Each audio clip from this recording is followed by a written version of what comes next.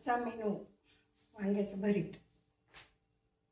तर मंडळी हे बघा, मी गॅस पेटवला, गॅसवर कढई ठेवली, त्याच्यात तेल टाकलं, तेल तापत आले, त्याच्यात आता मी जिरे मोहरी टाकते.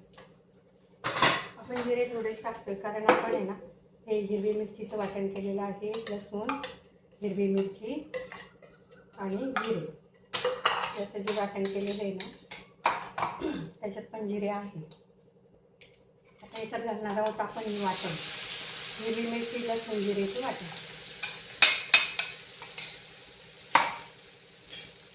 आता हे छान थोड्या वेळ परतून घ्यायचं. ही कांद्याची पात मी चिरून धुवून निथळत ठेवली होती. आता हे 2 मिनटं परतून झालं की याच्यामध्ये ही कांद्याची पात आपण घालणार आहोत. कांद्याची पात बघा किती छान आहे, हिरवी हिरवी मस्त. आता ही कांद्याची पात घालायची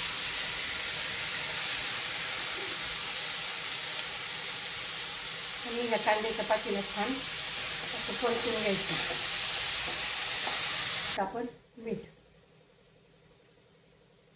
आणि आता इकडे हे वांगे भाजून जरा बघून घेतले व्यवस्थित, त्याच्यात कीड वगैरे नाही ना, भाजण्याच्या अगोदर बघितले आणि भाजून झाल्यावर सोलताना पण बघितले. ते वांगे आता थोडे आपण मॅश करून घेतले. हे परतत आलं, थोडंसं अर्धं घोटं शिजलं की त्याच्यात आपण हे मॅश केलेले वांगे घालणार आहोत. आता ही कांद्याची पात ना आपली बऱ्यापैकी शिजले बरं का. तर आता आपण त्याच्यामध्ये ना हे वांग्याचं भाजलेले वांगे जे मॅश केलेत ना तर ते टाकून घेऊ आणि छान एकजीव करू आणि मंद आचेवर याला 5-1 मिनटं मस्त होऊ देऊ. कांद्याच्या पातीचं भरीत आहे ना म्हणजे तुम्ही एकदा करून बघा, खूप छान लागतं. आता याच्यात कुणी आहे ना तळून शेंगदाणे घालतं, कुणी लिंबू पिळतं, साखर घालतं, पण मला काही ते आवडत नाही शेंगदाणे वगैरे, म्हणून मग मी असंच करत असते नाही का. पण हे पण खूप छान तरतरीत मस्त लागतं. अगदी तोंडाला चव येणार कांद्याचं भरीत आहे.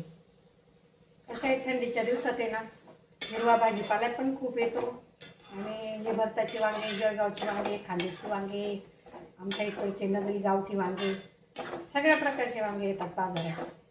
तर प्रत्येक वेळेस वेगवेगळं आणून करून खायचं. आता हे छान मिक्स झालं, याला मस्त होऊ देते मी आणि थोडंसं आहे ना असं हे झालं पाहिजे, आणि असं थोडासा लाल चटका बसला पाहिजे भरताला, मग ते खूप छान लागतं. आता हे बघा असं खालून छान भरीत असं सुटायला लागलं समजायचं हे झालं. या भरीत रेडी, भरीत झालं बरं का आपला. तर मंडळी अशा प्रकारे आपलं भरीत छान तयार झालं. बघा किती छान भरीत झालं की नाही, हिरवंगार. आणि तुम्हाला सांगू का, प्रत्येक गृहिणीच्या हाताला वेगळी चव असते आणि काही गृहिणींच्या हाताला इतकी अप्रतिम चव असते. पण त्याचं कारण काय माहिती आहे का, जेव्हा ती गृहिणी स्वयंपाक खूप आनंदानं आणि मनापासून करते ना तेव्हा त्याची चव, तिच्या त्या प्रसन्न मनाची चव त्या पदार्थात उतरते आणि तो पदार्थ खूपच टेस्टी आणि रुचकर होतो. तर बघा अशा प्रकारे आज भरीत केले. तुम्हाला हा व्हिडिओ आवडल्यास फॉलो करा, सबस्क्राईब करा आणि लाईक करा आणि तुम्ही नक्की करून बघा. चला बाय.